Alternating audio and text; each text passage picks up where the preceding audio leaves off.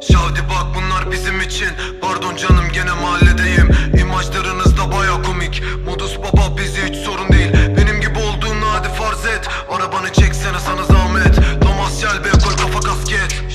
Onlara benden bahsedecek bir duman dedi çektim nefes. Altımda bir Mercedes Benz. Gaz ver yok bizde geri vites. Kafanı yorma sen sesini kes. Zarlara at ya da buradan defol. Gece yarısı çaldı bir telefon. Zaman geçer dondurma